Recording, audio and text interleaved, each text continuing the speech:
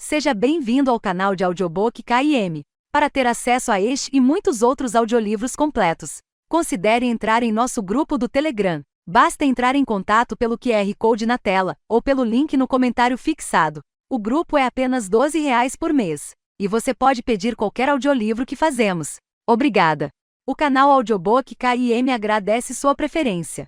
Esse audiolivro é uma tradução não oficial e pode conter erros de pronúncia e diferenças de escrita. Livro, Norwegian Wood. Eu tinha 37 anos e estava a bordo de um Boeing 747. A imensa aeronave descia atravessando densas nuvens carregadas de chuva, preparando-se para aterrissar no aeroporto de Hamburgo.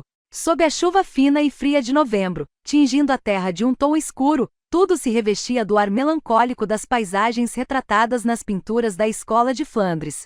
Os operadores de terra em capas impermeáveis, a bandeira no mastro em cima da sóbria construção do aeroporto, um outdoor da BMW. Alemanha, eis-me de volta, pensei. Uma vez o avião pousado, os sinais de proibido fumar se apagaram e uma música de fundo começou a tocar suavemente pelos alto-falantes do teto. Era Norwegian Wood dos Beatles, numa lânguida execução orquestrada. A melodia me perturbou como sempre, mas desta vez ela me emocionou bem mais que o usual, revolvendo violentamente algo dentro de mim. Dobrei o corpo para frente, permanecendo imóvel nessa posição, o rosto coberto com as mãos para tentar impedir a cabeça de explodir. Não demorou muito para a comissária de bordo alemã aparecer perguntando em inglês se eu estava passando mal. Respondi que estava tudo bem, que era só uma leve tontura. Está realmente tudo bem?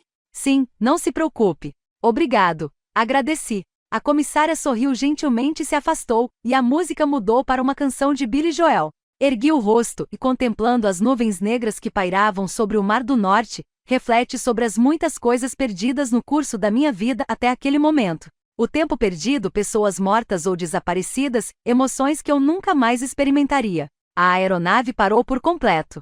Enquanto os passageiros começavam a desafivelar os cintos de segurança e a retirar sua bagagem de mão e casacos de dentro dos compartimentos superiores, eu estava na pradaria. Inalava o aroma do capim, sentia o vento na pele, ouvia o trinar dos pássaros. Era o outono de 1969 e eu estava prestes a completar 20 anos. A mesma comissária de antes se aproximou e, sentando-se ao meu lado, perguntou se eu havia melhorado. It's all right now, thank you. You only felt lonely, you know. Estou bem, obrigado. Estava só um pouco deprimido, disse esboçando um sorriso. Well, we feel the same way, the same thing, once in a while. You know what you mean. Às vezes também acontece o mesmo comigo. Entendo como se sente, disse ela balançando a cabeça e, levantando-se da poltrona, dirigiu-me um magnífico sorriso. I hope you will have a nice trip. Auf Wiedersehen. Desejo-lhe boa viagem. Até qualquer dia. Auf Wiedersehen. Exclamei também. Mesmo hoje, passados 18 anos, ainda sou capaz de relembrar nitidamente a paisagem da pradaria. A superfície da montanha, cuja poeira acumulada durante o verão havia sido completamente lavada pela chuva fina que persistia por vários dias, revestia-se então de um tom esverdeado denso e vívido. As espigas das eulálias balançavam por toda parte ao sabor da brisa de outubro e uma nuvem comprida aderia perfeitamente ao domo azul engelado. O céu se erguia tão alto que contemplá-lo chegava a provocar dor nos olhos. O vento cortava a pradaria, agitava levemente os cabelos dela, entrando em seguida bosque adentro. Nos ramos das árvores, as folhas murmuravam, e ao longe ouvia-se o latido de um cão. Parecia uma voz miúda e indistinta vinda da entrada de um outro mundo. De resto, completo silêncio. Nenhum outro ruído nos chegava aos ouvidos. Não cruzávamos com ninguém. Vimos apenas 2 pássaros vermelhos levantarem voo de dentro da pradaria em direção ao bosque, como se algo os tivesse assustado. Enquanto caminhávamos, Naoko me contou sobre o poço. Que fascinante é a memória! Enquanto eu estava dentro dessa paisagem, praticamente não prestei atenção nela. Não poderia sequer imaginar que 18 anos mais tarde a relembraria em seus pormenores, apesar de nada ter visto nela de tão impressionante. Para ser sincero, na época a paisagem não me causou nenhum interesse em particular. Eu pensava apenas em mim, na linda garota caminhando ao meu lado, no nosso relacionamento e novamente em mim.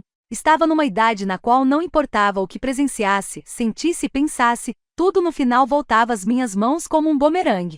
Como se isso não bastasse, eu estava apaixonado. Uma paixão complicada. Não me sobrava tempo para prestar atenção à paisagem a meu redor. Agora, porém, a primeira coisa a me vir à mente é a cena da pradaria. O cheiro do capim, a brisa fresca, a silhueta das montanhas, o latido do cão, eram essas coisas que antes de mais nada me assaltavam a memória, muito distintamente. De tão nítidas, eu tinha a impressão de que se estendesse o braço poderia traçar com o dedo o contorno de cada uma delas. Entretanto, não se via ninguém dentro dessa paisagem. Ninguém. Nem Naoko nem eu. Pergunto-me aonde afinal fomos parar. Como algo assim aconteceu? Aonde foram parar as coisas aparentemente tão importantes? Eu, ela, meu mundo? No momento, sequer consigo recordar de imediato o rosto de Naoko. O que tenho entre as mãos é apenas uma paisagem deserta. É claro que, com tempo suficiente, sou capaz de recordar seu rosto.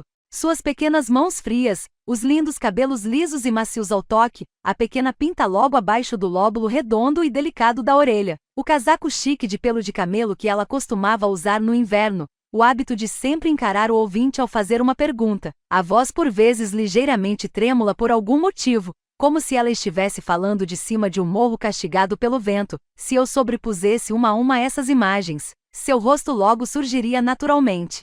Em primeiro lugar, veio-me à memória seu perfil, provavelmente pelo fato de eu e Naoko sempre caminharmos lado a lado.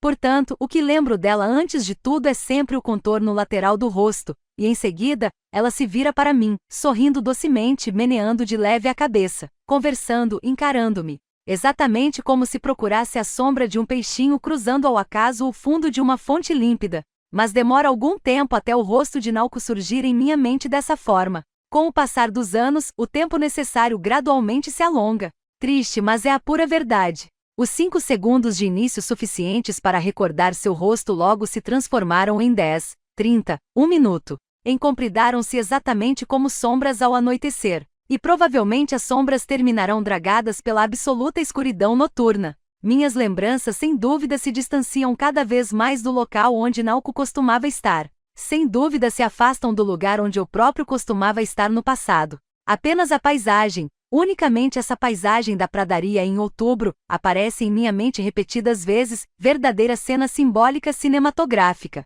Sempre que aparece, essa cena dá um chute em alguma parte de meu cérebro. Vamos, acorde, eu continuo aqui, vamos, acorde e analise a razão de eu ainda permanecer por aqui. O chute nunca dói. Não há nenhum tipo de dor. A cada novo chute, apenas um som subsiste ecoando no vazio, e mesmo esse som provavelmente desaparecerá algum dia, assim como todo o resto se extinguiu no final das contas. Entretanto, dentro do avião da Lufthansa, no aeroporto de Hamburgo, a paisagem chutava meu cérebro de maneira mais demorada e forte que o usual acorde, analise a razão. Por isso mesmo escrevo este livro. Sou do tipo de pessoa incapaz de entender bem alguma coisa, seja lá o que for, se não a puser por inteiro no papel. Sobre o que mesmo ela falava então? Lembrei, contava-me sobre o poço no campo. Eu não saberia dizer se esse poço realmente existiu. Talvez não passasse de uma imagem ou símbolo, mero fruto de sua imaginação, tal qual as inúmeras outras criações de sua mente naqueles dias sombrios. Todavia, após ouvir sua história, tornei-me incapaz de relembrar a paisagem da pradaria sem associá-la, invariavelmente à imagem do poço. Na realidade, em minha mente a imagem do poço que eu nunca vira formava parte indissociável da paisagem. Eu não teria dificuldades em descrever suas características em todos os pormenores. O poço ficava exatamente na divisa onde termina a pradaria e começa o bosque. A grama cobria o buraco escuro de apenas 1 metro de diâmetro aberto na terra, escondendo-o engenhosamente. Não havia cercas ou contorno mais elevado de pedras a seu redor. Era um mero buraco abrindo sua boca. Expostas às intempéries, as pedras da beirada haviam adquirido uma coloração branca estranhamente turva. Apresentavam rachaduras e falhas em alguns pontos. Podia-se ver uma lagartixa esverdeada esgueirar-se por uma fenda entre elas. Mesmo tentando me curvar para espiar o interior do buraco, eu nada enxergava. Deduzi apenas que era pavorosamente profundo, de uma fundura além da imaginação. E em seu interior a escuridão comprimia-se em tal densidade que era como se todos os tipos de escuridão existentes no mundo houvessem sido destilados até o último grau. Garanto que é muito fundo mesmo, disse Naoko escolhendo cuidadosamente as palavras. Ela às vezes se expressava desse jeito. Falava pausadamente procurando as palavras exatas. É fundo mesmo, mas ninguém sabe onde fica. É certo que fica em algum lugar aqui por perto. Com as mãos enfiadas nos bolsos do casaco de lã, Ela me olhava e seu sorriso parecia dizer: estou falando a verdade. Mas então deve ser muito perigoso, concluí. Um poço profundo, mas que ninguém sabe onde fica. Se alguém cair lá dentro é o fim de tudo. Com certeza não há escapatória. Arigintlof. Tudo terminado. Será que essas coisas acontecem mesmo? Eventualmente. Talvez uma vez a cada 2 ou 3 anos. Alguém desaparece de repente e nenhuma busca dá em nada. Nesses casos os habitantes da região costumam dizer: aquele caiu no poço do campo. Não é um jeito agradável de morrer, afirmei. É um jeito terrível, exclamou Naoko, livrando-se dos pedacinhos de grama pregados ao casaco. Seria melhor simplesmente quebrar o pescoço e morrer, mas no caso de ser apenas uma torção do pé você não pode fazer nada. Pode gritar até perder a voz e ninguém vai escutá-lo. Não há chance de ser encontrado. Centopeias e aranhas passeiam sobre o seu corpo. Há ossos de pessoas mortas espalhados pelo chão. Está escuro e úmido. E bem lá em cima flutua um pequeno círculo de luz, realmente diminuto, como se fosse a lua no inverno. Você morre ali sozinho aos poucos. Fico arrepiado só de imaginar, falei. Alguém precisa descobrir onde fica o poço e construir uma cerca em volta dele. Mas ninguém consegue descobrir. Por isso, tome cuidado para não sair do caminho certo. Eu prometo não me afastar. Naoko tirou a mão esquerda do bolso e segurou a minha. Está tudo bem. Não se preocupe. Você poderia caminhar por aqui às cegas durante uma noite escura e nunca cairia no poço. E contanto que eu fique grudado em você também não vou cair. De jeito nenhum?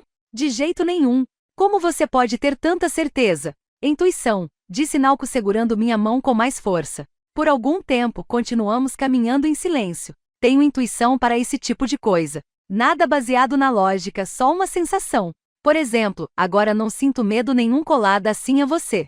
Nem o mal nem a escuridão poderiam me seduzir. É tudo muito simples então. Basta continuar para sempre comigo, disse eu. Está falando sério? Claro que estou. Naoko parou de repente. Parei também. Ela pousou as mãos sobre os meus ombros e me encarou. No fundo de suas pupilas, um líquido negro e pesado descrevia um redemoinho de estranho formato. Esse par de lindas pupilas passou um longo tempo investigando o mais fundo de mim. Em seguida, Naoko ergueu-se na ponta dos pés e encostou carinhosamente o rosto no meu. Foi um maravilhoso gesto de carinho que fez meu coração parar por um instante. Obrigada, disse Naoko. Não há por que agradecer, respondi. Fico feliz de ouvir você dizer isso. Feliz de verdade, disse ela esboçando um sorriso tristonho. Mas infelizmente é impossível. Impossível? Por quê? Seria errado. Seria cruel. Seria. Naoko fez uma pausa e em silêncio recomeçou a marcha. Percebi que várias recordações rodopiavam por sua mente e tentando não me intrometer, continuei a caminhar calado a seu lado. Seria injusto, tanto para você quanto para mim, completou ela rompendo o longo período de silêncio. Por que injusto? Murmurei. Porque é impossível para uma pessoa passar toda a sua vida zelando por outra. Suponhamos que fossemos casados.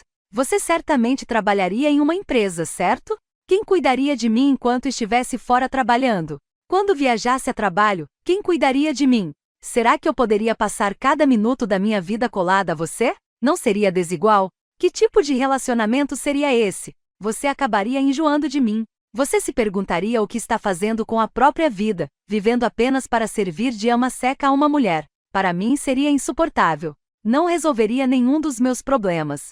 Mas os seus problemas não vão durar a vida toda, falei, tocando suas costas. Um dia vão terminar. E nesse dia vamos parar e repensar nossas vidas. Vamos resolver o que fazer a partir daí. Quem sabe, quando essa hora chegar, seja você quem precise me ajudar. A nossa vida não é um livro de contabilidade. Se você precisa de mim neste momento, pode me usar. Está entendendo? Por que você vê tudo de forma tão rígida? Tente relaxar mais. Essa tensão acaba forçando você a ver as coisas do modo mais pessimista. Relaxe o corpo e você toda vai se tornar mais leve. Como você pode dizer isso? Perguntou Naoko com a voz pavorosamente seca. Ao ouvi-la, percebi ter cometido um deslize. Por quê? Perguntou ela olhando fixamente para o chão a seus pés. Não é novidade para mim que se eu relaxar o corpo todo eu me tornarei mais leve. De que adianta me falar isso? Pois ouça bem o que lhe digo, se eu relaxar agora eu me despedaço. É assim que sempre vivi e que deverei continuar a viver. Se eu relaxar por um segundo, nunca mais conseguirei voltar à condição original. Eu me despedaçaria, e os fragmentos acabariam sendo soprados para algum lugar. É tão difícil para você compreender isso? Se nem isso você consegue entender, como pode então falar em cuidar de mim? Fiquei calado. Minha perturbação é muito mais profunda do que você imagina. Sinto-me no escuro, com frio, confusa. Mas me diga uma coisa, por que você foi para a cama comigo daquela vez? Por que simplesmente não me deixou sozinha? Caminhávamos agora por um bosque de pinheiros terrivelmente silencioso. Pela superfície do caminho espalhavam-se carcaças completamente ressecadas de cigarras mortas ao fim do verão, que eram trituradas sob nossos pés. Naoko e eu caminhávamos por esse bosque lentamente e olhando para o chão como se procurássemos alguma coisa perdida. Desculpe, disse Naoko, segurando delicadamente meu braço e sacudindo repetidamente a cabeça. Não quis magoar você. Não ligue para o que eu disse. Desculpe, de verdade. Eu só estava aborrecida comigo mesma. Talvez eu ainda não seja capaz de entender você de verdade, desabafei. Não sou muito inteligente e levo tempo para entender as coisas. Mas com um pouco mais de tempo, acho que vou conseguir entender você perfeitamente, muito melhor do que qualquer outra pessoa neste mundo. Paramos de andar e começamos a perscrutar o silêncio ao nosso redor. Eu rolava com a ponta do sapato as carcaças das cigarras e as pinhas, ou erguia os olhos para o céu visível por entre os galhos dos pinheiros. Imersa em pensamentos, Naoko mantinha as mãos enfiadas nos bolsos do casaco, o olhar ausente. Toru, você me ama? Claro, respondi.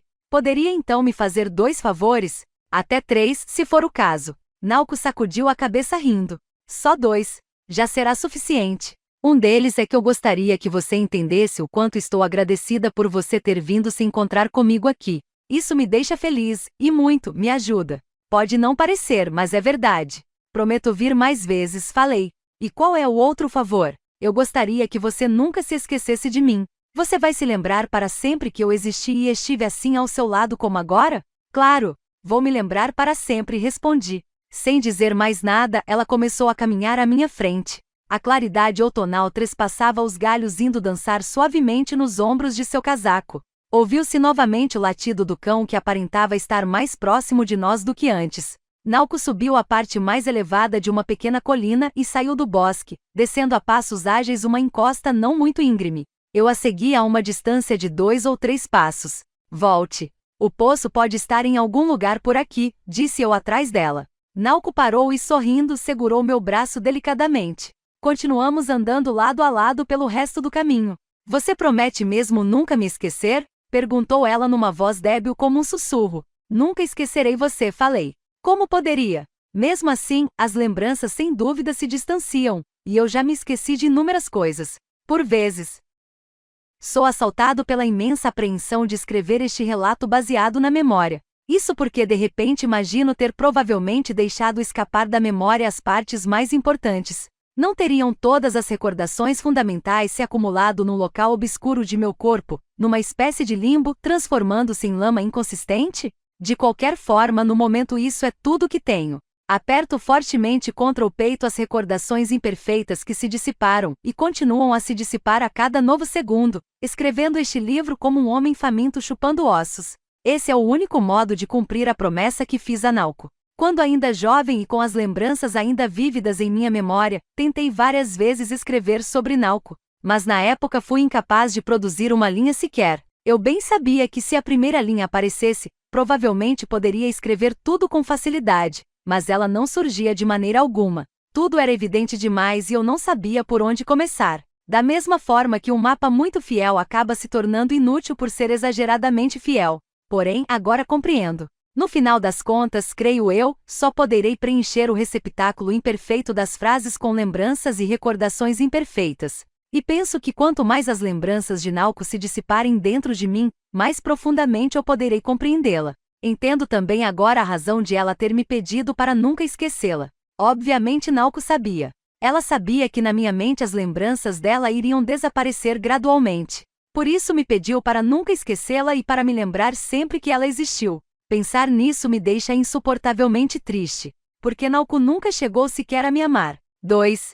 Antigamente, para ser mais exato, cerca de 20 anos atrás, eu morava num alojamento estudantil, tinha 18 anos e acabará de ser aceito na universidade. Meus pais estavam preocupados, pois eu nada conhecia de Tóquio e também porque seria a primeira vez que moraria sozinho, e sendo assim, encontraram esse alojamento. Acharam que seria mais fácil para um rapaz de minha idade, sem traquejo social, viver num lugar com refeitório e diversas comodidades. Logicamente, os custos envolvidos pesaram na decisão. As despesas com o alojamento eram bem inferiores às que teria caso morasse num quarto particular. Não haveria necessidade de comprar absolutamente nada, exceto cobertas e um abajur. Eu particularmente preferiria, se possível, alugar um apartamento e morar sozinho com tranquilidade. Mas levando em conta o valor da matrícula e as mensalidades da universidade particular, além dos gastos individuais mensais, tornava-se difícil ser egoísta nesse caso. Acabei desistindo, achando que no final das contas me adaptaria bem onde quer que morasse. Esse alojamento ficava no alto de uma colina, de onde se descortinava uma bela vista da cidade. Seu terreno era amplo e cercado por altos muros de concreto. Bem na frente do portão principal havia um olmo gigantesco e muito reto. Devia ter no mínimo 150 anos. Se ficássemos de pé em sua base e erguêssemos os olhos, não conseguíamos ver o céu encoberto pela densa folhagem verde. Um caminho de cimento contornava a gigantesca árvore, voltando depois a formar uma longa linha reta a cortar o pátio. 2 prédios de 3 andares em concreto armado emparelhavam-se de cada lado do pátio. Eram grandes, com inúmeras janelas, dando a impressão a quem os visse de uma prisão convertida em prédios de apartamentos. Ou prédios de apartamentos convertidos numa prisão, mas não eram de forma alguma sujos, e tampouco tinham ar sombrio. Por suas janelas abertas podia-se ouvir o som de rádios. As cortinas nas janelas de todos os quartos eram da mesma cor creme, que permite disfarçar o desbotamento pelo sol. Seguindo direto pelo caminho, via-se à frente o prédio de 2 andares da administração. No térreo estavam instalados um refeitório e um grande banheiro coletivos. No primeiro andar, um salão de conferências, várias salas de reunião e até mesmo uma sala para visitantes ilustres, cuja finalidade eu ignorava. Ao lado do prédio da administração ficava o terceiro prédio do alojamento, que também contava com 3 andares. Seu pátio era amplo e no meio do gramado, um irrigador girava refletindo os raios do sol. Nos fundos do prédio da administração estendia-se um campo usado tanto para beisebol quanto para futebol, e uma meia dúzia de quadras de tênis. O alojamento provia dessa forma tudo aquilo que se pudesse desejar. O único problema desse alojamento era o fato de ser politicamente suspeito. Era administrado por uma fundação de estrutura desconhecida, e dirigido principalmente por um indivíduo de extrema direita cujo estilo de administração, obviamente na minha opinião pessoal, era muitíssimo estranho e desvirtuado. Uma leitura do panfleto de admissão e das normas do alojamento bastaria para se chegar a semelhante conclusão. O suposto espírito fundador do alojamento era esforçar-se para formar recursos humanos promissores para a nação por meio do que existe de melhor em matéria de fundamentos de ensino. Muitos líderes financeiros endossavam esse espírito, investindo capitais particulares no projeto. Mas isso era só uma fachada, e como sempre acontece em casos assim, as verdadeiras intenções eram extremamente dúbias. Ninguém sabia ao certo o que acontecia. Alguns afirmavam tratar-se apenas de uma estratégia para usufruir benefícios fiscais, outros sugeriam ser uma forma de publicidade para os investidores. Havia até quem argumentasse que, sob o pretexto de construir um alojamento, aquele terreno muito valorizado fora obtido de forma fraudulenta. Certo homem dava ao caso uma explicação ainda mais profunda. Segundo ele, o objetivo dos fundadores do alojamento seria a criação de um grupo secreto, formado por ex-residentes, no seio da comunidade político-financeira. Sem dúvida, parecia existir dentro do alojamento um clube privilegiado composto pela alta elite dos estudantes que ali residiam e, embora eu pessoalmente pouco soubesse sobre o assunto, era de meu conhecimento que grupos de estudo se realizavam várias vezes por mês com a participação dos fundadores, que os estudantes afiliados a esse clube não precisariam se preocupar em conseguir emprego depois de formados. Eu era incapaz de julgar qual dessas suposições era correta, mas no final das contas o ponto comum entre todas era que se tratava de um lugar suspeito. De qualquer forma, morei por 2 anos nesse alojamento suspeito, da primavera de 1968 até a primavera de 1970. Não saberia responder caso me perguntassem por que morei por tanto tempo num lugar daqueles. Do ponto de vista da vida cotidiana, não havia grande diferença para mim se ele era gerenciado pela direita ou pela esquerda, ou se era um lugar cheio de hipocrisia ou falsidades. O dia no alojamento começava com o hasteamento solene da bandeira nacional. Obviamente, o hino nacional também era executado. Os dois eram indissociáveis, assim como as notícias esportivas são sempre acompanhadas por ritmos de marchas. O mastro da bandeira ficava no centro do pátio, de forma a poder ser visto de todas as janelas dos prédios. O diretor da ala leste na qual eu morava era responsável pelo hasteamento da bandeira. Era um homem por volta de seus 60 anos, alto e de olhar penetrante. Havia fios brancos misturados a seus cabelos visivelmente eriçados e a nuca bronzeada exibia uma longa cicatriz. Diziam que ele era formado pelo Colégio Militar Nakano, embora ninguém confirmasse a veracidade dessa informação. Estava sempre acompanhado por um estudante na função de assistente, que o auxiliava no hasteamento. Ninguém conhecia ao certo esse rapaz. Tinha a cabeça raspada e sempre vestia um uniforme azul marinho de estudante. Eu não sabia seu nome, nem o quarto em que morava. Nunca o vira no refeitório nem tampouco no chuveiro. Não saberia nem mesmo dizer se era realmente um estudante. Bem, pelo uniforme supunha-se que fosse. Era só o que se poderia imaginar. Ao contrário do senhor do colégio Nakano, era baixo, gordo e de pele clara. Era essa dupla sinistra ao extremo que todas as manhãs, às 6 horas, hasteava a bandeira do sol nascente no centro do pátio do alojamento. Logo ao entrar no alojamento, por pura curiosidade, várias vezes me levantei às 6 da manhã só para presenciar essa cerimônia patriótica. A dupla aparecia no pátio quase no mesmo instante em que o rádio-despertador soava o alarme indicando 6 horas.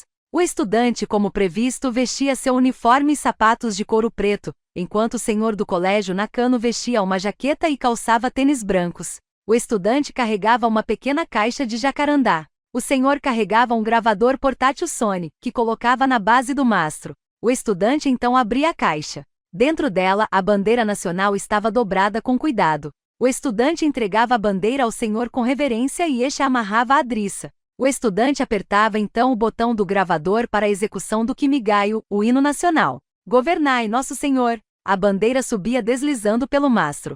Seixos em rocha se transformem, a bandeira atingia a metade do mastro, até que o musgo as cubra. Nesse ponto, ela alcançava o topo. Os dois acompanhavam o erguer da flâmula com os corpos eretos, em posição de sentido. Era uma cena deslumbrante, particularmente nos dias de tempo bom e vento na medida certa. Ao cair da tarde, a cerimônia de arriamento da bandeira ocorria de forma semelhante. Todavia, a ordem era inversa à do hasteamento matinal. A flâmula descia deslizando pelo mastro, para então ser guardada na caixa de jacarandá. À noite a bandeira não tremulava. Eu não compreendia a razão de a bandeira ser retirada do mastro no período noturno. A nação continuava a existir e muitas pessoas trabalhavam durante a madrugada. Parecia-me injusto que tantos trabalhadores, como operários da rede ferroviária, taxistas, garçonetes de bar, bombeiros do turno da noite, guardas noturnos nos prédios, entre outros, não pudessem receber a proteção da nação. Mas a bem da verdade, talvez isso não seja uma coisa tão importante. Provavelmente ninguém nem mesmo reparava. Seria eu o único a se importar? Na verdade, isso foi só uma ideia passageira e eu não me sentia disposto a me aprofundar no assunto. A regra para a partilha de quartos estipulava que os calouros e segundanistas morassem em quartos duplos, enquanto aos estudantes dos terceiro e último anos eram atribuídos quartos individuais. Os quartos duplos eram um pouco mais estreitos e alongados, no tamanho de 6 tatames, com uma janela de esquadria de alumínio na parede oposta à porta e, diante da janela, 2 conjuntos de escrivaninha e cadeira dispostos de forma que cada estudante se sentasse de costas para o outro. À esquerda da entrada havia um beliche de armação de ferro. Todos os móveis eram de extrema simplicidade, mas sólidos. Além das escrivaninhas e do beliche havia 2 armários, uma pequena mesa de centro e prateleiras embutidas. Mesmo vendo com bons olhos, o quarto nada tinha de poético. Nas prateleiras da maioria deles enfileiravam-se rádio transistor, secador de cabelos, garrafa termoelétrica, aquecedor elétrico, café solúvel, saquinhos de chá, açúcar em cubos, panelas para cozinhar macarrão instantâneo e diversas peças simples de louça. Na parede de argamassa estavam pregadas fotos de beldades nuas recortadas de revistas ou posteres de filmes pornôs tirados sabe-se lá de onde. No meio desses, um dos estudantes havia pregado fotos de porcos copulando, o que poderia ser considerado uma completa exceção, pois as paredes de praticamente todos os quartos estavam cobertas por fotos de mulheres despidas, jovens cantoras ou atrizes. No suporte para livros sobre as mesas enfileiravam-se livros didáticos, dicionários e romances. Por serem ocupados apenas por rapazes, os quartos mostravam-se em geral de uma imundície assustadora. Cascas de laranjas mofadas aderiam ao fundo das lixeiras, latas vazias de alumínio serviam como cinzeiros, acumulando mais de 10 centímetros de pontas de cigarros que, quando começavam a pegar fogo, eram apagadas jogando-se sobre elas café ou cerveja, fazendo exalar um cheiro ácido e nauseabundo. Toda a louça era encardida, com restos de um material indefinível grudados em vários pontos. E espalhados desordenadamente pelo chão, viam-se invólucros de macarrão instantâneo, garrafas vazias de cerveja, algumas tampas e outras coisas do gênero. Não passava pela cabeça de ninguém juntar tudo com uma vassoura e usar uma pá para jogar na lata de lixo. Quando o vento soprava, uma densa poeira se erguia do chão. Além disso, todos os quartos exalavam um odor fétido. Dependendo do quarto, o cheiro diferia ligeiramente, mas seus elementos formadores eram exatamente os mesmos: suor, ranço dos corpos e lixo. Enfiava-se a roupa suja sob a cama e os colchões impregnados de suor emanavam um odor insuportável por falta de alguém para arejá-los periodicamente. Até hoje me espanto ao constatar que aquele caos não deu origem a nenhuma epidemia fatal. Comparado aos outros quartos, o meu possuía a asepsia de um necrotério. O chão imaculadamente limpo, vidros da janela sem manchas, colchões arejados uma vez por semana, lápis guardados dentro do porta-lápis, e até as cortinas eram lavadas mensalmente. Meu companheiro de quarto era zeloso ao extremo no que se referia à limpeza. Porra, o cara lava até a cortina, eu confidenciava aos colegas de alojamento, sem que ninguém acreditasse em mim. Todos pareciam desconhecer que cortinas devem ser lavadas de vez em quando. Supunham tratar-se de objetos pendurados nas janelas de forma semi-permanente. O cara tem um comportamento esquisito, era o comentário geral a seu respeito. Foi assim que o apelidaram de nazista ou tropa de assalto. No meu quarto não havia sequer fotos de mulheres nuas pregadas, mas em vez disso, tínhamos uma foto do canal de Amsterdã. Quando preguei a foto de uma mulher nua, meu companheiro a retirou dizendo: "Sabe, Watanabe, eu não sou muito fã desse tipo de coisa." Não reclamei, pois minha vontade de pregar a foto também não era especialmente forte. Quem visitava nosso quarto invariavelmente exclamava ao ver a foto do canal: "Que diabo é isso?" Eu respondia: "O nazista adora bater punheta contemplando essa paisagem." Falava de brincadeira, mas não havia quem não levasse a sério. Tanto que até eu mesmo comecei a me perguntar se não haveria naquilo um fundo de verdade. Apesar de todos se solidarizarem comigo por eu ser obrigado a dividir o quarto com o nazista, em nenhum momento viver com ele me causou mal-estar. Contanto que eu não sujasse o ambiente à minha volta, ele de forma alguma se intrometia em minha vida, o que por sua vez tornava as coisas cômodas para mim. Ele se incumbia de toda a limpeza, arejava os colchões e jogava fora o lixo. Quando eu estava ocupado demais e deixava de tomar banho por 3 dias seguidos, ele me aconselhava fazê-lo após farejar o ar à minha volta. Também sugeria quando era chegada a hora de eu ir cortar os cabelos ou quando deveria aparar os pelos de dentro do nariz. O que me perturbava era quando, ao ver um único inseto no quarto, ele pulverizava inseticida por toda parte. Nessas ocasiões eu era forçado a me exilar no caos dos quartos vizinhos. O nazista estudava geografia em uma universidade pública. "Estudo cartografia", disse-me quando nos conhecemos. "Você curte mapas?" Perguntei. "Curto. Depois que me formar, quero trabalhar no Instituto Nacional de Pesquisa Geográfica e desenhar mapas." Impressionou-me saber que no mundo existem pessoas com sonhos e objetivos tão variados. Essa foi uma das primeiras coisas que me marcaram depois de chegar em Tóquio. Certamente seria um transtorno se não houvesse algumas poucas pessoas interessadas e apaixonadas pela criação de mapas, embora não se necessite de grande número delas. Porém, era estranho ver alguém que gaguejava a cada menção da palavra mapa desejando entrar para o Instituto Nacional de Pesquisa Geográfica. Nem sempre o nazista gaguejava, mas isso acontecia em 100% dos casos, quando a palavra mapa era pronunciada. Você está estudando o quê?" perguntou ele. "Arte dramática", respondi. "Isso quer dizer teatro?" Não é bem isso. Nós lemos e estudamos peças teatrais. Racine, Ionesco, Shakespeare." Ele me confessou não conhecê-los, com exceção de Shakespeare. Eu também praticamente nunca ouvirá falar deles. Repeti apenas o que vira escrito no resumo descritivo dos cursos. "De qualquer forma, é disso que você gosta, não é?" perguntou ele. "Não especialmente", respondi. Minha resposta o perturbou. Quando isso acontecia, a gagueira piorava. Senti como se estivesse cometendo um delito grave. No meu caso, poderia ser qualquer curso, expliquei. Não importava se fosse etnologia ou história oriental. Simplesmente senti maior interesse por arte dramática. Só isso. Essa explicação não pareceu tê-lo convencido. Não estou entendendo, disse-me ele com a fisionomia de quem realmente não estava entendendo. No meu caso, adoro mapas e por isso estudo cartografia. Foi justamente por isso que entrei numa universidade em Tóquio e meus pais pagam meus estudos. Mas com você é diferente. As palavras do nazista eram mais lógicas do que as minhas. Desisti de continuar explicando. Tiramos no palitinho de fósforo quem ficaria com qual cama do beliche. Ele ficou com a de cima, eu com a de baixo. Ele sempre vestia uma camisa branca, calça preta e um suéter azul marinho. Tinha a cabeça raspada, era alto e as maçãs de seu rosto eram saltadas. Costumava usar um casaco de uniforme militar ao ir para a universidade. Seus sapatos e pasta eram pretos. Ele parecia um estudante de direita, razão pela qual os colegas lhe puseram o apelido, mas a bem da verdade era completamente indiferente à política. Vestia-se sempre dessa maneira apenas por achar cansativo ter de escolher as roupas. Seus interesses se restringiam às mudanças na linha costeira, à conclusão de um novo túnel da rede ferroviária ou a outros acontecimentos do gênero. Ele era capaz de conversar ininterruptamente sobre esses assuntos durante 1 ou 2 horas, gaguejando e tropeçando nas palavras, até que eu fugisse dele ou acabasse adormecendo. Ele se levantava todas as manhãs às 6 horas com o quimigaio lhe servindo de despertador, sinal de que aquela cerimônia ostentosa e pomposa de hasteamento da bandeira não era de todo inútil. Vestia-se e ia lavar o rosto. Demorava muito tempo no banheiro. Eu chegava a imaginar se não estaria retirando os dentes e lavando-os um por um.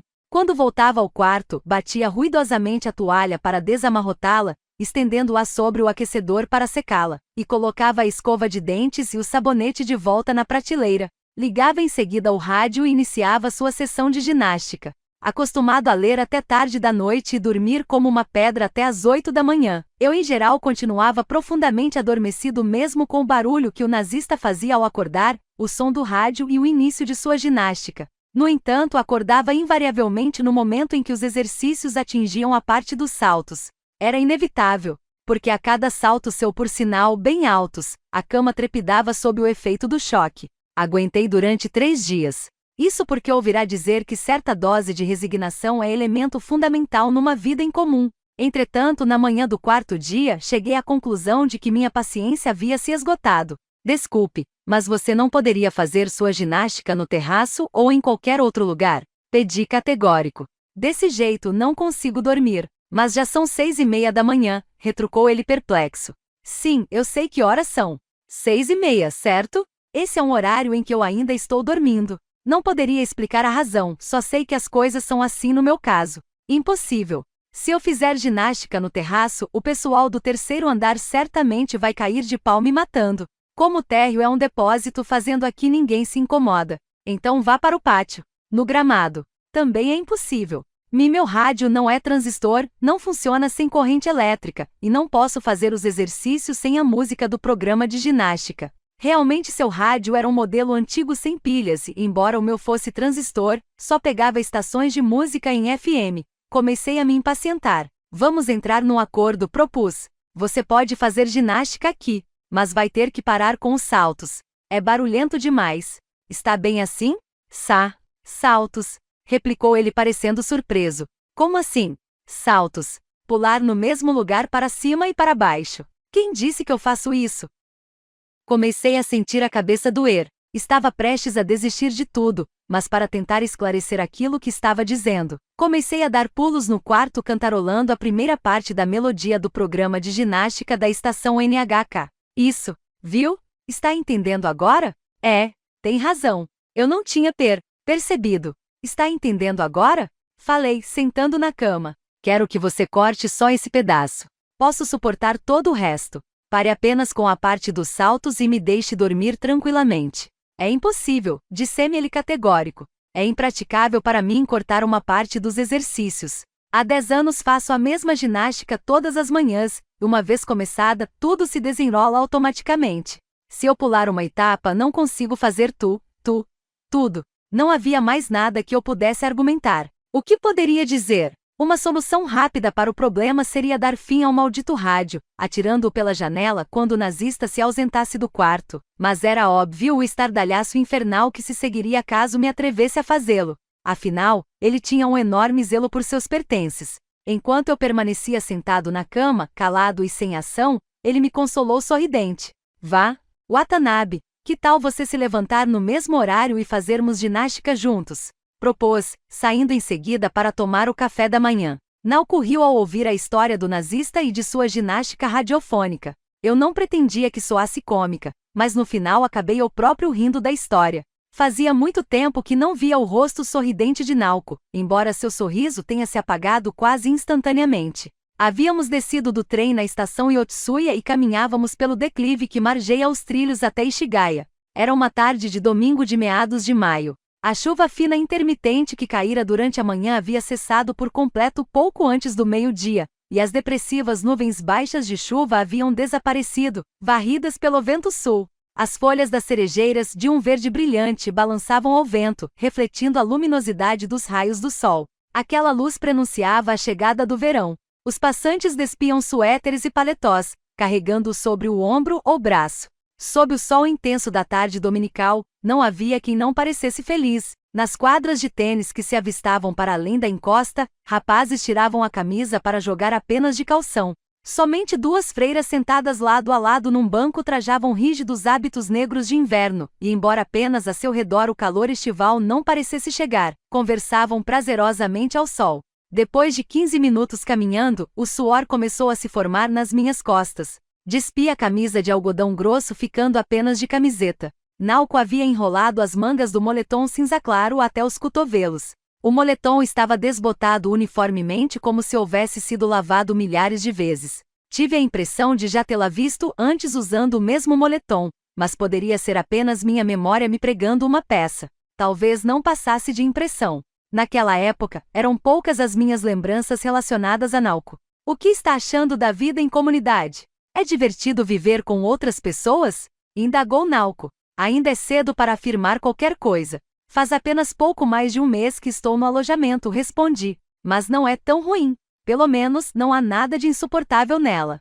Ela parou diante de um bebedouro público e tomou um gole d'água, tirando em seguida um lenço branco do bolso da calça para enxugar a boca. Depois disso, agachou-se e cuidadosamente tornou a amarrar o cadarço do sapato. Acha que eu seria capaz de levar uma vida dessas? Quer dizer, uma vida comunitária? Isso, respondeu Naoko.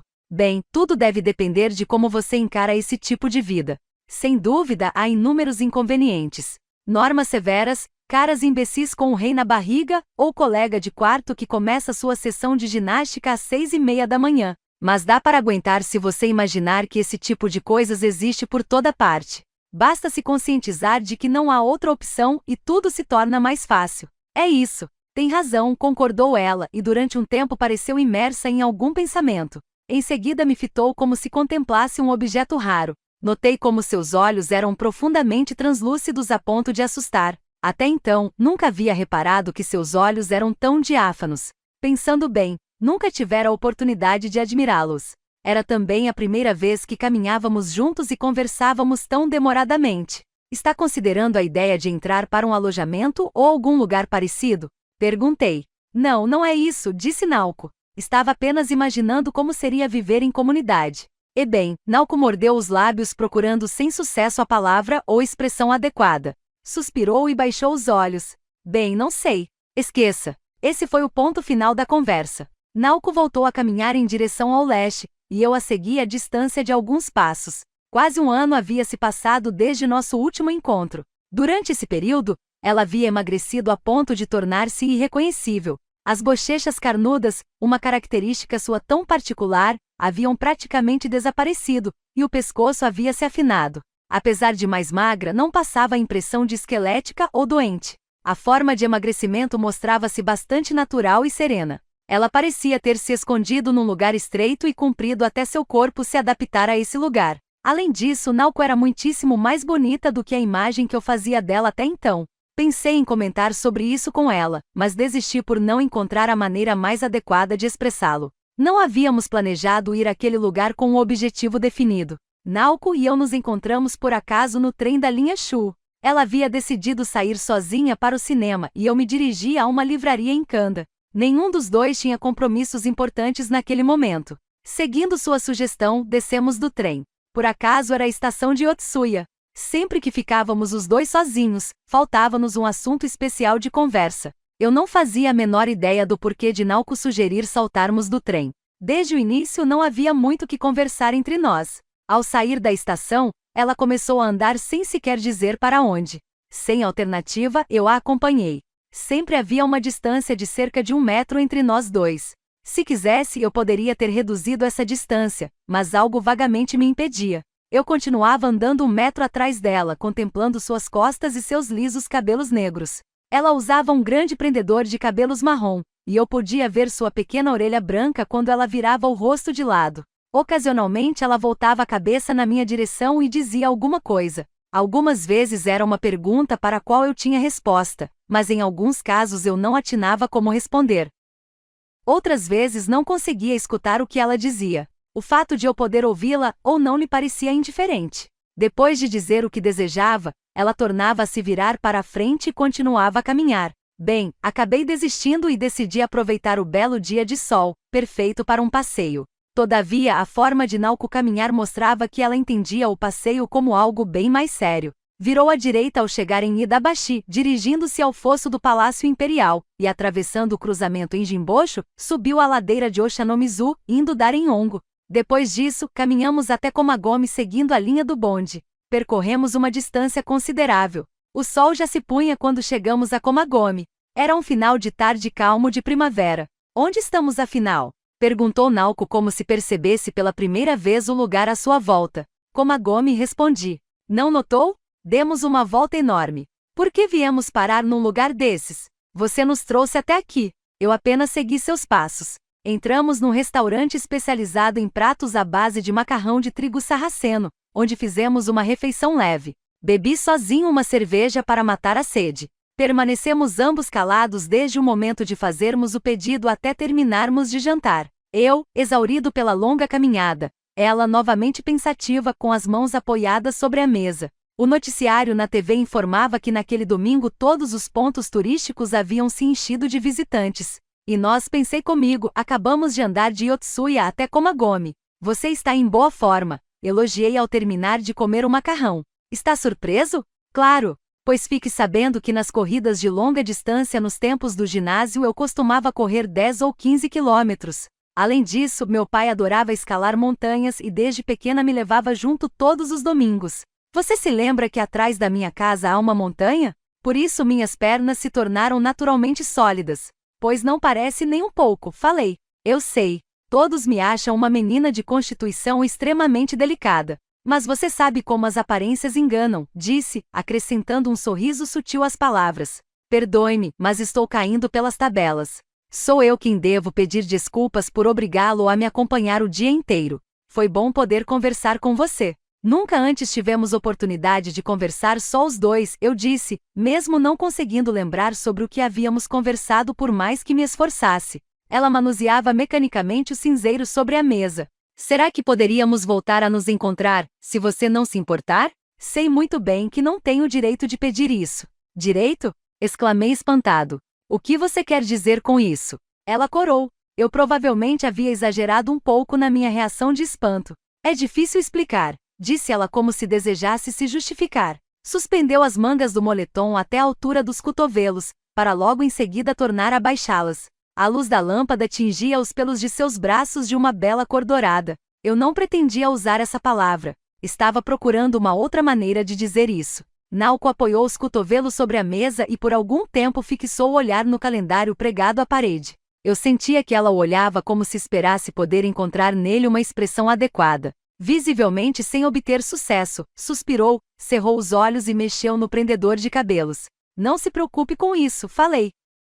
Acho que entendo o que você estava tentando me dizer. Para mim também é difícil achar as palavras exatas. Não consigo me expressar bem, afirmou Naoko. E tem sido sempre assim nos últimos tempos. Tento dizer alguma coisa, mas só me ocorrem as palavras erradas. Palavras erradas ou opostas ao que quero dizer. E quando eu tento corrigir o que disse, cometo erros, as coisas ficam mais confusas, e acabo então sem saber mais o que pretendia dizer no início. Sinto como se meu corpo se repartisse em dois, com as duas metades brincando de pega-pega. Bem no meio existe um poste bem grosso, ao redor do qual elas não param de dar voltas se perseguindo. Nunca consigo alcançar a outra metade de mim que sempre tem a palavra certa. Naoko ergueu a cabeça e me fitou. Será que você está entendendo? Qualquer pessoa sente o mesmo em maior ou menor grau, falei. Todos tentam expressar o seu eu, e se irritam ao se descobrirem incapazes de fazer isso direito. Naoko me pareceu um pouco desapontada ao ouvir o que eu acabará de dizer. Não é bem assim, retrucou ela, sem oferecer nenhuma explicação adicional. Vai ser um prazer vê-la de novo, falei. Tenho tempo de sobra aos domingos e caminhar faz bem para a saúde. Tomamos o trem da linha Yamanote, e Naoko fez baldeação para a linha Shu na estação Shinjuku. Ela estava morando em Kokubunji, num pequeno apartamento alugado. A introdução de uma quarta pessoa criava certo embaraço em nosso relacionamento. Quando estávamos os três juntos, era como um programa de entrevistas da TV. Eu era o convidado, Kizuki o talentoso entrevistador e Naoko sua assistente. Kizuki levava jeito para ocupar a posição principal.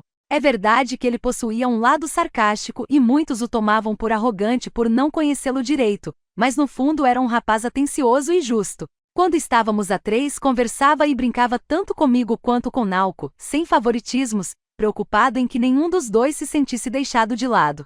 Quando um de nós permanecia calado por muito tempo, ele puxava a conversa tentando com habilidade nos fazer falar. Vendo-o agir assim, eu imaginava que fosse uma tarefa cansativa, mas na verdade não deveria ser tão difícil assim. Ele possuía o talento para discernir instantaneamente o ambiente à sua volta e se ajustar a ele. Além disso, era dotado da valiosa capacidade de encontrar alguns pontos interessantes mesmo no discurso mais tedioso de seus interlocutores. Por isso, quando eu conversava com ele, sentia-me uma pessoa extremamente interessante, levando uma vida idem. Ele nunca fora muito sociável. No colégio, não mantinha amizades com mais ninguém além de mim. Eu não compreendia como, para alguém tão inteligente e dotado de tanto talento verbal, podia ser suficiente se concentrar no pequeno mundo formado por nós três, em vez de se expandir para um mundo mais amplo. Também não entendia a razão de ele me ter escolhido para amigo. Sou uma pessoa normal que passa despercebida, do tipo que gosta de ler livros e ouvir música sozinho, sem nada de especial que pudesse, entre os outros desconhecidos, atrair a atenção de Kizuki a ponto de ele me dirigir a palavra. Mesmo assim, sintonizamos de imediato e nos tornamos amigos. Seu pai era dentista, conhecido por seu profissionalismo e honorários caros. Que tal sairmos dois casais no próximo domingo? Minha namorada estuda num colégio de moças e vai trazer uma das colegas bonitas dela para você, propôs Kizuki pouco depois de nos conhecermos. Aceitei o convite. Foi assim que conheci Naoko. Assim, nós três passávamos muito tempo juntos, mas mesmo quando Kizuki nos deixava a sós por alguns instantes, eu e Naoko não conseguíamos manter uma conversa.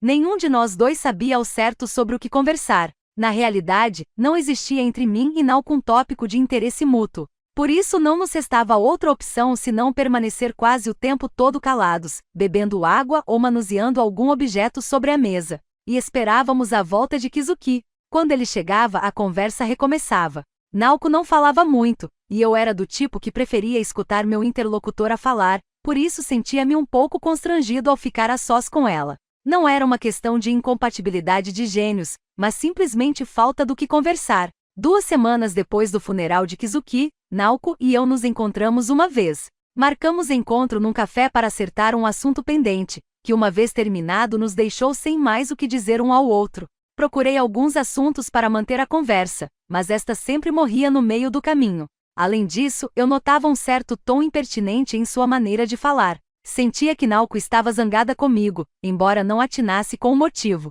Nós nos separamos naquele dia e nunca mais nos vimos até o dia em que nos encontramos inesperadamente 1 ano depois num trem da linha Shu. Provavelmente Naoko havia ficado zangada pelo fato de ter sido eu, e não ela, a última pessoa a ver Kizuki e conversar com ele. Sei que eu não deveria colocar as coisas dessa forma, mas acho que posso entender o que ela sentia.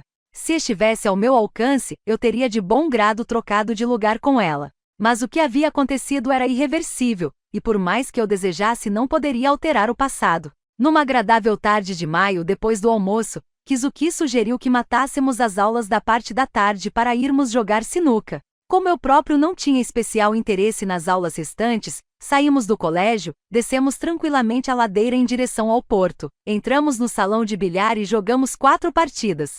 Depois de eu ganhar facilmente a primeira, Kizuki de imediato se empenhou com seriedade no jogo e venceu todas as demais. Como combinado, paguei pelo jogo. Durante todo o tempo ele não fez nenhuma brincadeira. Aquilo era raro. Terminadas as partidas, fomos fumar um cigarro. Por que você está tão sério? Perguntei. Não estava a fim de perder hoje, replicou ele, estampando um sorriso de satisfação. Naquela mesma noite, ele morreria na garagem de sua casa. Conectou uma mangueira de borracha do cano de escapamento a uma das janelas de seu N360, usando fita adesiva para vedar a brecha na janela e ligando em seguida o motor. Eu não saberia dizer quanto tempo levou até morrer. Já estava morto quando os pais voltaram de uma visita a um parente enfermo e abriram a porta para entrar com o carro na garagem. O rádio do carro estava ligado e havia um recibo de posto de gasolina preso ao limpador do para-brisa. Ele não deixou nenhum bilhete e ninguém conseguia pensar em um provável motivo.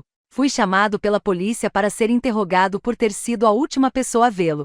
Relatei ao policial encarregado das investigações não haver notado nada de diferente no comportamento de Kizuki, normal como de costume. O policial não parecia ter tido uma impressão muito boa nem de mim nem de Kizuki. Para ele, devia ser natural que pessoas acostumadas a matar aulas para ir jogar sinuca se suicidassem. Uma pequena matéria saiu no jornal, e com isso o caso foi encerrado. A família deu fim ao N360 vermelho.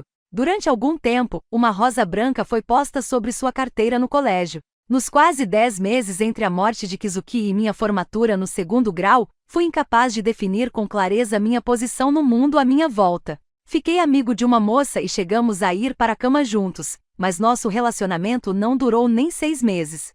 Nada nela chegou realmente a me balançar. Candidatei-me a uma vaga em uma universidade particular de Tóquio para a qual acreditava poder entrar sem precisar estudar muito, sendo admitido sem qualquer contentamento. Essa moça implorou-me para não ir para Tóquio, mas eu desejava me afastar de Kobe a qualquer custo. Queria começar vida nova num lugar onde não conhecesse absolutamente ninguém. Você não dá a mínima para mim agora que já conseguiu me levar para a cama, não é? Disse ela aos prantos. Não é verdade, retruquei. Eu só queria me ver longe daquela cidade. Mas era difícil para ela entender. Acabamos nos separando. Dentro do trem-bala rumo a Tóquio, relembrei seu lado bom e digno e me arrependi do mal que havia lhe causado, embora já fosse tarde demais para voltar atrás. Resolvi então esquecê-la. Havia apenas uma coisa a fazer quando comecei minha nova vida no alojamento em Tóquio. Não levar as coisas muito a sério, mantendo a apropriada distância entre mim e elas. Só isso. Resolvi apagar tudo da minha memória completamente. O feltro verde que revestia a mesa de bilhar, o N360 vermelho, a flor branca sobre a carteira. Realmente tudo. A fumaça elevando-se da alta chaminé do crematório e os pesos de papéis pequenos e pesados na sala de interrogatório policial. No início pareceu funcionar. Porém, por mais que eu me empenhasse em destruir as lembranças, restava dentro de mim algo semelhante a uma massa de ar indistinta. Com o passar do tempo, essa massa começou a tomar uma forma simples e nítida. Posso traduzir essa forma em palavras. Era algo assim. A morte não é o oposto da vida, mas uma de suas partes constituintes. Expressa em palavras, torna-se um lugar comum, mas naquele momento eu não sentia que fossem palavras, e sim uma massa de ar dentro de mim. A morte existe também no interior dos pesos de papéis e das 4 bolas vermelhas e brancas enfileiradas sobre a mesa de bilhar, e nós continuamos a viver exalando o ar para dentro de nossos pulmões como uma fina poeira. Até aquele momento, a morte possuía para mim uma existência independente, totalmente separada da vida. É certo que algum dia a morte estenderá seus braços em nossa direção, porém, até esse dia chegar não receberemos sua visita. Essa era para mim a verdade mais absoluta e lógica. A vida está deste lado, a morte do outro. Eu estou deste lado e não do outro. A partir da noite em que Kizuki morreu, não fui mais capaz de entender a morte, e a vida de maneira tão simplista. A morte não é o polo oposto da vida. Ela é parte integrante da minha existência desde o início, e é impossível ignorar esse fato por mais que eu me empenhe. Ao se apossar de Kizuki naquela noite de maio de seus 17 anos, a morte simultaneamente havia se apossado de mim. Foi sentindo essa massa de ar dentro de mim que vi chegar a primavera dos meus 18 anos. Mas ao mesmo tempo eu me esforçava para não me tornar sério. Tinha a ligeira sensação de que me tornar sério não era necessariamente sinônimo de chegar mais perto da verdade. Porém, por mais que eu refletisse, a morte era um fato pungente. Continuei a caminhar por infindáveis círculos, imerso nessa sufocante contradição. Vistos em retrospecto, sem dúvida aqueles foram dias estranhos. Em plena vida, tudo girava em torno da morte. 3. Naoko me ligou no sábado seguinte e nos encontramos no domingo. Acho que posso chamar aquilo de encontro por não achar palavra mais apropriada. Como da vez anterior, caminhamos pelas ruas, paramos para um café, voltamos a andar, ao cair da noite jantamos, nos despedimos e nos separamos. Como de hábito, ela praticamente não abriu a boca e como não parecia incomodada, eu por minha vez não fazia muito esforço para manter a conversa. Quando tínhamos vontade, falávamos sobre nossas vidas e nossas universidades, mas tudo num diálogo fragmentário que não conduzia a parte alguma. Não fizemos uma vez sequer alusão ao passado. Só perambulamos pela cidade. Felizmente Tóquio é uma cidade imensa e por mais que caminhássemos, não chegávamos ao fim. Continuamos a nos encontrar e a caminhar assim praticamente toda semana.